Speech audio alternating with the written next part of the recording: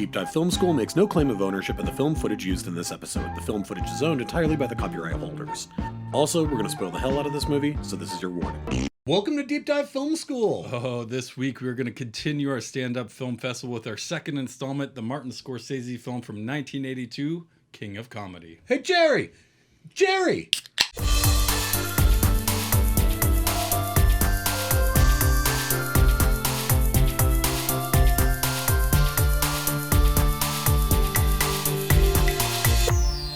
Alright everybody, I am Adam Sherlock. And I'm Adam Palcher. And if you like what you see/hear, please like and subscribe. You can find us in all the spaces and places that people what? Find good media. That is right. That's right. You can follow us on all of our platforms. Our most active ones are YouTube, obviously, Instagram, TikTok, and just wherever you find your podcasts. Yes. But yeah, second installment. You know what? I thought I had seen this movie. I had not seen this movie I have before. never seen this movie Oh, either. excellent. Yeah. So I'm very interested to hear what you have to say about this, because this was, for some reason, a Scorsese movie that just never kind of made the rounds for me. Maybe it was I was a little young for it or something like that. But I mean, it bombed when it came out. It did. Okay, it didn't interesting. do good. Yeah. I mean, it's dark.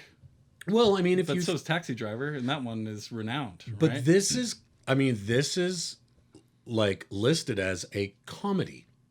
First and foremost, PG a too, comedy which- film, right? That's maybe a victim of the rating system of the early '80s. But Well, and I mean, if you think about like, you know, this movie obviously is very much about an obsessive, lonely man, much like Taxi Driver was. It's about the obsessiveness of fandom. So I think if you and if you think about the period of time when this came out, so obviously Taxi Driver is what resulted in, I can't think of the guy's name now, who fell in love with Jodie Foster because of Taxi Driver, and he's the one who shot Reagan. Harvey Keitel's character. Well, no, I mean in real life, this guy shot Ronald Reagan because he was in love with, this is how Jodie Foster will notice me or whatever. But you know, also you had the murder of John Lennon by Mark David Chapman, and so like, you know, you think about that's all sort of what was happening in the world right before this movie came out. And so there is this like interesting aspect that Scorsese didn't go darker, right? I mean, there's so much fertile ground for this to go darker. And if you want the darker version, It's Joker. yeah, it is. I mean, the darker version of King of Comedy is the Todd Haynes. Todd Haynes film Joker. Yeah, no, is it Haynes? I think I might have gotten that wrong. Phillips? Yeah, Todd Phillips. Todd Phillips. Yeah, no, and I you know, on note on this podcast, I love the Joker movie. And, Yes, and I can obviously see the references to you know, the comparisons, why people were comparing Very it so much much so. to that, and you know, I could feel that just from you know, seeing Scorsese's other stuff, even not seeing this beforehand, but now a lot of it's obvious, and you're kind of wondering like, oh, I'm actually surprised they didn't go darker, because Todd Phillips did. Yeah, and I guess part of it is that I guess I can see how Scorsese wanted to handle this more as a comedy, and there are funny bits in it, but I think we live in a day and age, which is like, again, the reason why I kind of named these other obsessive fans who did do terrible things, is that it was fertile ground for that at the time to see it end up with, oh, he's going to kill Jerry Lewis's character, right? Like, of course, that's where it's going to head to. And the fact that it didn't, I was like, oh, that's a really interesting take. I agree. That Scorsese went to, because, you know, that isn't a modern view of it now. It was during that period of time too. And I read Ebert's review of it when it came out, and he didn't like it. And he actually said, I was really fascinated by what Scorsese and De Niro were doing here. And I went back and watched it again, and I liked it more the second time, but I could see I that. recognized what I didn't like, which is the movie has no release, right? Like, the movie does not... Full of tension. Yeah. It's full of tension that never has anywhere to set off. Even if what would have been set off would have been violent and ugly, like it is in Taxi Driver, it at least culminates in something. Whereas here, the cynicism stays through to the end, right? For sure. Because and is it because we've seen Travis Bickle before this and Robert De Niro is playing this character that there's already that association, so you can keep playing on it a little bit, because there are similarities. And maybe you know Scorsese does a lot of based on true story things. I'm not sure if this actually happened or not. I feel like I would have heard about it if it did. So but that's kind of interesting that he took it. But I honestly, I wasn't really sure what to expect, because the only comparison I had really seen or heard is the Joker. Yeah. And so I actually ended up loving this fucking movie. Same here. And he did an amazing job. And I don't really know how it's seen now as far as is this one of his masterpieces. I don't think it's necessarily that, but it's a very fascinating like check mark in his filmography of something that he did that honestly no one else had really done before.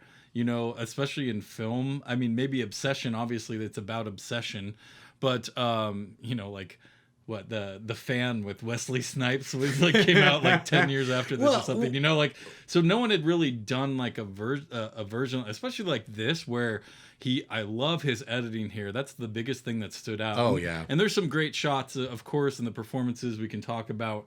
But the editing here, where he's really, you know, it's him practicing in his room, and it's the element of, okay, wait, what's real here and like what's not, and that's Very really much so. fun to question the whole time. Yeah. And it's obvious at some points, but the later it gets and the more uncomfortable it gets, the more you're like, oh wait, no shit, that really happened. Yeah. Well, and I think that you're totally right, and I think that the editing is one of the things that was a strong suit here. Obviously, the acting. To see De Niro play a character like this, I've never seen him play this character before. Like the mustache, man. The mustache. Well, and it's interesting. There's even, you know, during his monologue at the end, it's never really stated outright, but you know, a lot of the monologue was ad-libbed by De Niro. I mean, a lot of it was written, but then little bits were ad-libbed, and they wonder that people have wondered over the years, him saying he's from Clifton, New Jersey, if that was a nod to the Tony Clifton character, because he looks exactly like I could see the Andy Kaufman. Yeah, it looks like that character.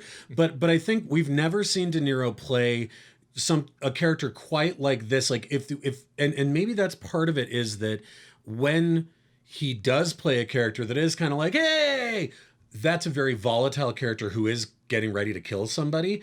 And our character here of Rupert Pupkin isn't like, he has a fake gun. He's never really going to kill Jerry, right? Like that is not really I mean, it could go there, but we realize with time that like that was never his intent. His intent was never to. It's just to threaten. It's just to threaten so that he can get the things that he wants. Now, the other thing I think is interesting along with the editing is also that when you compare this to other things that Scorsese had done by this time, whether you want to talk about Mean Streets or you want to talk about Taxi Driver, he loved the sort of more steady cam style, in your face, moving around, kinetic camera, like coming down hallways or doing big long pans. And the camera is really static for so many huge long periods of time. And then there's the whole dream sequence. Is it real? Is it not? Interestingly, where he's in his room and it's like, Mom, yeah, like that shit's great. The early treatments of the screenplay, one of the guys who was in talks to direct this was Bob Fosse.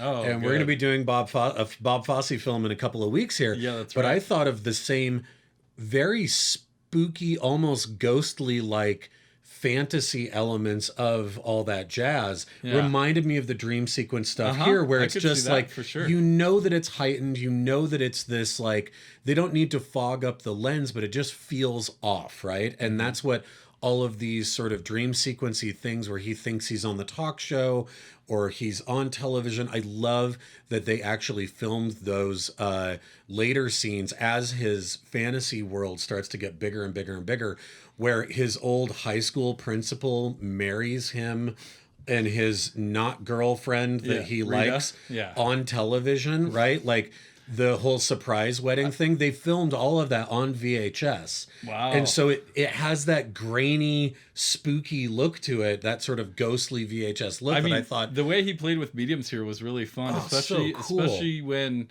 you know it's a dream, but it's like him on the show or Yeah, something yeah, like yeah, that. yeah, yeah. And it looks like a telethon because again, Jerry Lewis by this point is known primarily for telethons in the early 80s. Like a right? Johnny Carson era. Like that's kind of the level of guy that we're talking about. Yes, it very seems much like so. That's kind of what they're emulating here. And that was a big thing in the early 80s, right? And it was kind of a new format for a show. Yeah, and you're bringing celebrities on, and, you know, we get this whole celebrity culture now of 30 plus, 50 years of that. And it's very interesting. But you know what? Rupert, he's a very complex person. Yeah. And so is Travis Bickle. Yes. And you have to really think about where they're coming from. But Rupert is just one of those people. And think of someone like Jake Gyllenhaal and Nightcrawler or something like that. This is a movie I was going to reference as Nightcrawler, yes. Or even someone like Trump. Like, someone who's... There's a lot of connections in mannerisms from Trump to Rupert. Like, a lot of it, I was like, this feels like a bad Donald Trump impression. It's trying to speak things into existence, right? It is, they live in their own world, and they're trying to create things just by saying them. Like, oh, that's it now. You saw me say it on TV. What's it? What does Robert De Niro say in Rag the Dog? Oh, well, it's on TV. I saw it. Now it means it's real. So he basically, but like his motivation reminded me a lot of Gyllenhaal's character, and you know he's creating this. He's like, and he's taking the smallest inkling of someone being nice just to get him out of the room as, oh, we're best friends. Like this, within hours he's talking to Rita after he forces himself into his limo. Into Jerry's Within hours, limo, he's talking to Rita about his friends. He's going to be a big star. He's going to have this huge life, blah, blah, blah, blah. He's got all this confidence. And it's just wild. That's a really interesting, that I think you're absolutely right, is he is such a complex character. And when you first see him interacting with the other autograph hounds at the very top, and then Sandra Bernhard gets into his car, and boy, that freeze frame of her hands that's on the credit on sequence? the glass, and it's the credit sequence. Very interesting choice. I kind of liked it though. It's really artsy. It's very unique. But then the way he's talking to the other autograph hounds, like he's pretty mean to them, and then he couldn't be more personable to Jerry, and then he keeps that personable aspect up with Rita. But he talks a mile a minute. I love what you said about that. He speaks things into reality. And it's that we stay with him through the meeting with Jerry, and then into his talk with Rita. And when's he gonna break? When's he gonna break? And you suddenly realize there is no Rupert underneath that, right? There is no like all of this big talk is all that Rupert has, and that he never cracks. Not once. Even as towards the end of the movie when he's arrested, he still stays. It isn't a fiction that he believes there's something underneath, all the way down to when Jerry Lewis is talking to him saying, "You are a sicko." And he's going, "Oh, Jerry," that you're like, there isn't a moment. The mask never slips, right? He is this character, or he does believe we've always been best friends through and through. Even and though through. I forcefully met him once in a cab. And like when he's out in that crowd, he's acting like security, right? Exactly. He's totally like pretending he's like trying to protect him. Yeah. I don't know if the blood was real or not, but he's like, oh, look at this, look what I did for you. But I did for you. I could see him, but it's like a loyalty thing again, like that loyalty thing of look, I'll do anything, just give me a chance, and he's waiting for that, and it really talks about, especially now, that celebrity culture. That what the lengths of what people will do to become famous, and totally. This is before the age of social media, so it's crazy. Like there's all sorts of like ways people get famous now and get fund their lives somehow or whatever. Influencers or content creators or whatever. Yeah, and it's wild to think about how but this movie still had a lot of relevance mentally, but you're waiting for him to break, right? You're waiting for him to snap. Because things aren't going his way over and over and over again. They're not going his way, but all he's doing is saying it's just a big misunderstanding. If I could just talk to Jerry, we could get this all squared away, right? Yeah. This whole time, we still have no idea what his stand-up is like, other than what we see him performing on the show. Like that's his. He's like the Ed McMahon, right? Yeah. Like he wants to be the side guy. Well, and what's interesting is when he first goes to Jerry's office and talks to his producer, and she's like, "Send us a tape," and we know what she means. Send us a tape of you doing stand up someplace. Yeah. And then the next thing he does is so cringe-inducing, where he's in his basement and he's talking directly to Jerry with his little tape recorder, and he even has like the intro music playing on another tape recorder, and then he's like describing like, when I'm on your show, here's what I'm going to do, the way that like a 10-year-old would, right? like his misunderstanding about the way the entire system works. Exactly. It is so. I can see how Scorsese could have couched it as like, oh, this is really funny how desperate this guy is. And I'm like, but that desperation to me read as terrifying. Yeah. It never read as being like, oh, look, it's so funny how this guy doesn't get it. I was like, this guy takes this so seriously, and he has such a deep misunderstanding of like the way any of this works that it's really scary to me. It's not funny to me. And so it's interesting to think about like the motivation that a director and the actors might have of what this could be. The fact that it lands different, and when it lands different, it lands really, really well. And the payoff at the end, yes, absolutely, is really fascinating, because I'm like, it isn't. I don't find it funny. I'm not laughing, but my skin is crawling, and that's such an incredible effect that it's having on me. That's very different than a lot of movies make you feel, right? Yeah. No, I agree, because you create this tension the whole time, and then this payoff to me, like, I kind of like was wondering that, again, to my point a few seconds ago, was like, we don't know what his stand-up is. He going to be terrible? Yeah. We have no idea. We don't know. Yeah. But I have to give props to this actress and this lady's job, his assistant who keeps coming out, because she is the nicest person ever. Unflappable. And she is unflappable. You cannot. Yeah, she's great. Even when she finds out, and I'm skipping way forward here, but when he comes in and she's like, "Mr. Pupkin, what are you doing here?" And he's like, "I'm the king." She's not surprised. Like, her boss has been kidnapped. And when the same asshole that she had to kick out of the office 3 times comes up and basically says, "I'm the one who kidnapped Jerry," she's like, "Come with me." Right? And you're just like, dude, like, that's kind of amazing. But like, I want a personal assistant like that. No kidding. I mean, yeah, again, she is a rock. Yeah. But even when she's giving him bad news and he's like, "I don't respect your opinion. Where's Jerry? Me and Jerry have talked about this," which obviously is a creation in his head. Yes, completely. But he seems willfully unaware of that. Like, he will not hear anything else, even when it's coming from Jerry's mouth himself. Now, let's go back to this for a second. Obviously, we have a lot of places we need to go. But in this idea that we've been kind of scratching at the surface of it was meant as a comedy because of the guy who made it, because of the actor, our main actor who is in it. Obviously, Jerry Lewis is known only for comedy. So really, we're just talking about De Niro and Scorsese together, right? Sure. The two of them together made what they wanted to be a comedy. It's not a comedy, but I laughed a few times. Right, but what it ended up being instead, you and I both loved.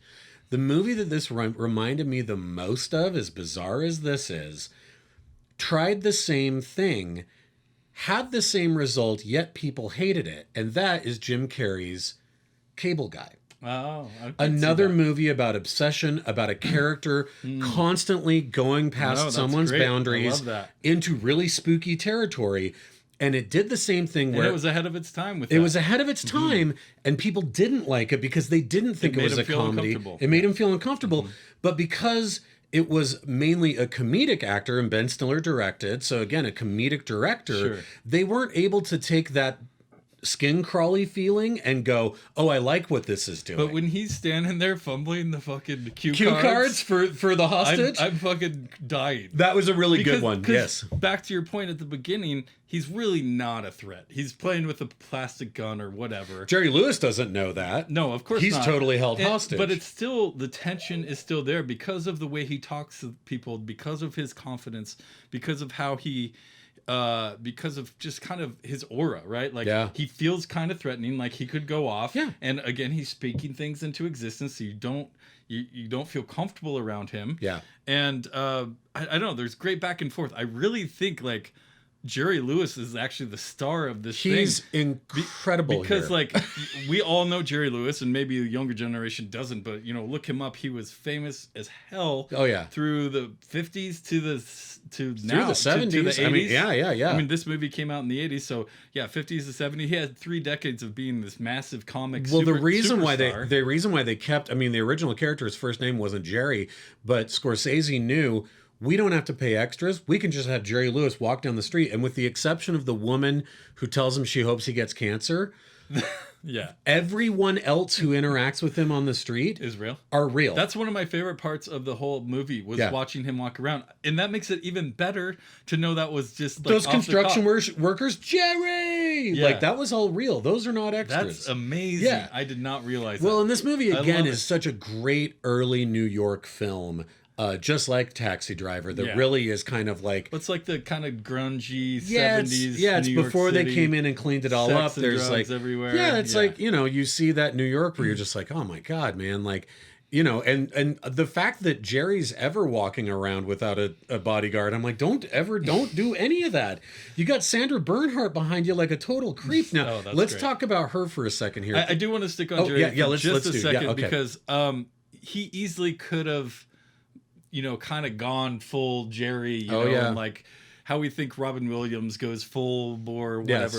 But when that comedic actor takes on a dramatic role, even though this is a movie about a stand-up comic, I don't, other than maybe a few bits of his monologue, is he ever funny in this? No, he just has a couple of good little zingers, but he's not pulling faces at all. And I think most people, especially around this time, who grew up with Jerry Lewis, could have seen him hosting a talk show. Oh, completely. Right? And would have watched it.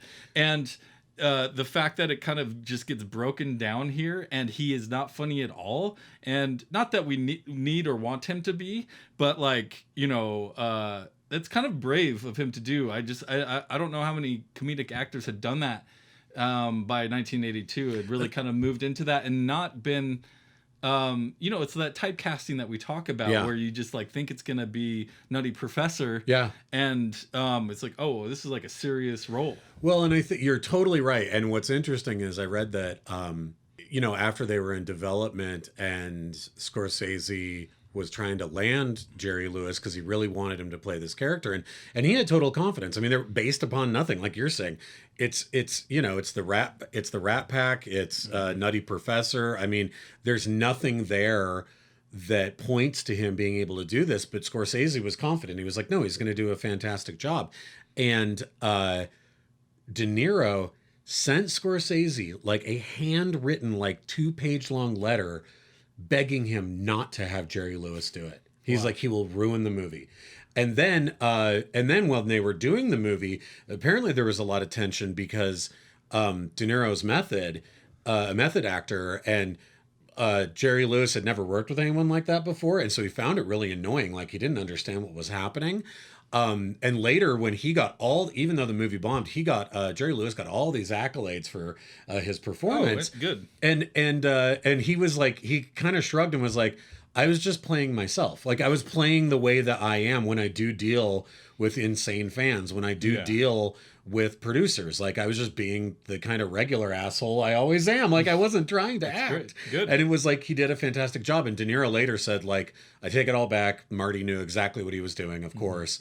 But in the moment, he was like, this clown is going to ruin this movie that we're trying to do. Mm-hmm. So it is really fascinating that even people on set there didn't believe in it. Now, to that same point, Sandra Bernhard was a total novice. This is her first actual acting role. Yeah. And Scorsese let her just improv and ad-lib almost her whole performance. Interesting. Yeah. Because some of those scenes are very captivating. Oh my God. When he's all fucking taped up. And it's just the two of them. When they're having dinner or whatever. She's so scary. She does an incredible job. She does. And, she's known as kind of this vaudeville singer, right? Yeah. To some degree. And she breaks into this song and it's like haunting. And oh you're my God. your With the voice is candlelights ridiculous. in the background, the way it's shot. And oh my even God. though she was probably someone from our childhood, maybe. And I don't think many people know her today. I remember from Roseanne. That's she was like, in Roseanne. And she's got like, her character in this is so obnoxious and annoying. Most of the time you're just like, oh, get off the screen. But she's supposed to be that way because she's this obsessive fan. Yeah. And like to the point, like both of these, they're like, you know, they know each other. They both have similar obsessions. They kidnap him together. Yeah, she's a great foil for Rupert because she's the scary. She's the actual dangerous one. Bad cop. Like they know each other, and he keeps being like, "I'm not like you." Like he has all these like digs at her, but he's like, "I don't want to be seen with you. You're an animal." Da da da da da. Right? But you're like, but is that just him telling himself that? Well, it's as if like he is 2 years away from being her, right? Like, and he's smarter, and he is able to pull off this kidnapping, but it's like if he hadn't been able to get in that limo with Jerry at the beginning of our film, and he had been kind of just kept being pushed off over and over again, he would become her character, right? And so she's really important to show like, no, he really is. I mean, and he does. I mean, when he goes to Jerry's home. Well, and that's the scene where you get faked out again, right? Where you're like, wait, he's just dreaming this one up, and then you're like, oh no, these people are freaking out that he's there. He's actually there. Yeah, and he did it. I love our butler. Yeah, he's like, he gave me a heart attack. Like that guy's so good, but he's in 1,000 things too. Oh yeah, but it's like. That I think is the moment, even though like I talked about earlier, the camera continues to follow Rupert. And so we know like, oh, he is kind of out of touch. That's the moment that is the scariest to me is actually when we are at Jerry's home. 'Cause I'm like, he doesn't have an out for this. He believes it himself. He's not going to try and do a thing. It's not like he's not Robin Williams in 1 Hour Photo, where he's just going to go in and shit in their toilet and then be like, oh, I was close to them and now I'm going to go away. He's like unflappable when Jerry comes home.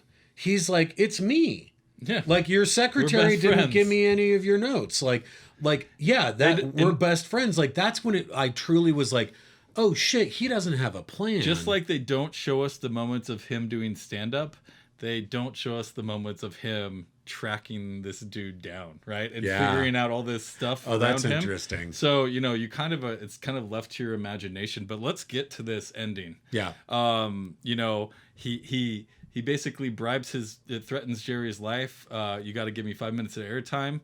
You can arrest me after it airs. Yep. And he goes on and, you know, he starts, and again, we don't know if he's going to be good. What happens what happens in the Joker where he's awful, right? Yeah, yeah. But he's actually kind of good. He's kind of good. The crowd likes him. Yeah, and he's getting laughs. Yeah. And he does look like he could host, like, to a degree, and this is all he's practiced. That's such an interesting twist. Yeah. That he's not bad. Now it really is. I wasn't sure what to expect, but you get this, and then we start getting into the depths of what his jokes are about. And he says this earlier in the movie. He's like, I take all the sad parts of my life and make them funny. Yeah. And he does that to a degree here, but it like slowly gets darker. But he never goes too off the rails. He still gets a laugh. He's still getting the laughs, and even though they're darker. Oh damn! And he even admits who he is on air. Yeah, and he's like, yeah, you guys are laughing. You think it's a joke, but I really did kidnap him. Like all of that stuff. Now, what is one of the most interesting reveals during that monologue is that his mother's dead. Yeah, for 9 years. For 9 years. And so all of these scenes where he's in this basement, this weird open... The standees. It's like Kramer's house when he inherits the Merv Griffin show set. Yeah. But he has the cutout of Liza Minnelli. He has the cutout of Jerry. There's this amazing sequence that's unlike anything I've ever seen Scorsese direct, where he's doing his monologue, right? And it's a floor to ceiling black and white kind of blurry printout of a laughing crowd, and there is this canned laughter happening, and the camera pulls back down that white hallway away from him. It's so abstract and surreal and so unlike anything else I've ever seen. I agree. That's the first thing I thought. I was like, because that's usually a big standout in his movies, and it's not like he does something super over stylized here. Except in those moments. Yeah. Because he doesn't even make the dream fake moments really that dreamy or fake, right? No. That he makes it more real than anything, so you're questioning it the whole time. But that particular shot, you're correct. Yeah. It is definitely doing that. But we also get into the abusive father, and we who's just an alcoholic, and so there's the whole vomiting jokes. We get way more than we did from Travis Bickle's history, right? Totally. So you've been wondering this the whole time. Who's this guy? What's actually happening here? And you finally get, not only he's good at comedy, but he's also got this abusive past. He talks about being bullied, but he turns everything into a joke. Well, and again, he's also internalizing a lot of this. Well, it goes back to his fantasy about the high school principal or whatever, admitting like during his fake wedding vows, saying like, all of us apologize. We were all wrong about you. You were right. And if you compare that to those him practicing his monologue, to cardboard cutouts and paintings on the wall, and you just go, of course this guy's never done, this is our stand-up festival. Yeah. We know that so much of stand-up is the organic interaction with human beings and an audience. Mm-hmm. He doesn't want that. He sees them as a black and white painting against a wall. They're cardboard cutouts. They're not real. He's doing the same thing. He's the only one that's real. Yeah. Everything else is just, and until he's on TV, what he's trying to do isn't real either, right? And that's why he's like, I will go to prison just as long as Rita can see me inside that TV. And that's the thing. Did he do this for a girl? Is that the only reason he's doing this? Is just for Rita? But here's the fucked up part. Scorsese doesn't show us her reaction. All we do is when he turns on the TV, Scorsese films the TV, and we don't see anybody else in that bar react to the fact that Rupert Pupkin, the guy standing on the bar, with the FBI standing behind him, is the one in the TV. We don't get the payoff of any of their reactions. Better be a king for a night than a schmuck for a lifetime. Amazing line. Great line. And here's the most cynical part, and this is kind of what makes King of Comedy more fucking cynical than Taxi Driver. This movie is as cynical as Nightcrawler because at the end of it, he's right. He wins. Pupkin is right? He gets everything he wants. It was a good career decision to kidnap and go to jail and kidnap Jerry and go to jail and get his one night because he has a book deal. He has his own. Oh no, he show. had more than one night.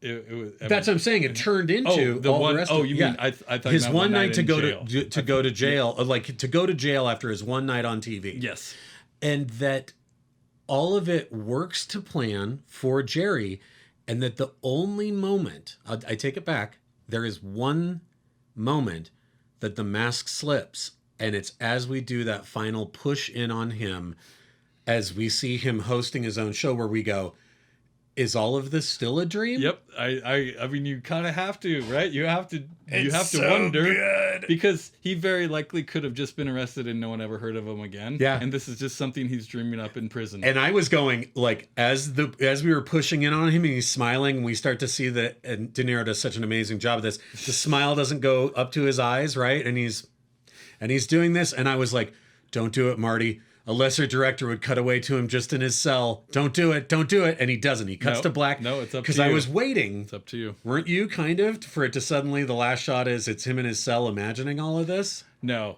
I wasn't worried because I Scorsese's better. You trust him. Scorsese's better than that. Yeah, he is, but I was just like, I didn't know. He knows it's better for you to question it and leave it in your brain than to give you some satisfying. Yeah, it's the spinning top. All a dream. It's the spinning top at the end of Inception, right? Exactly. You're just like, I almost just said that. Yep, you just unplug right there.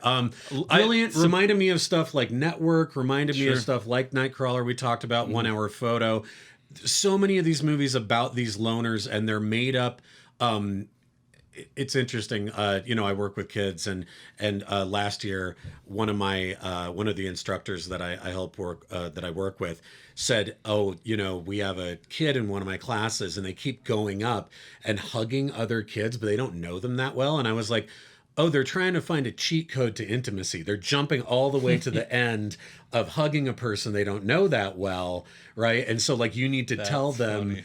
Like, hey, you can't just do that. Yeah. But that's what this is, right? It's like all of these movies we just rattled off that it reminds us of are people trying to find the cheat code to intimacy when it's like, no, you got to put in the work. And they're like, I don't want to do that. I just want to feel like I can hug you. And it's like, that's not how but sometimes they're right, though. Just like Rupert. Oh, it makes you want to take a shower, right? Oh, well, thank you very much. That was a really surprising, and now I love the movie more after talking about it. Hey, me too.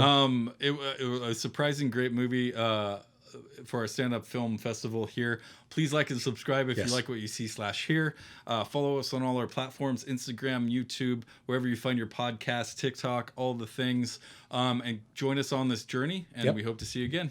Bye, you guys.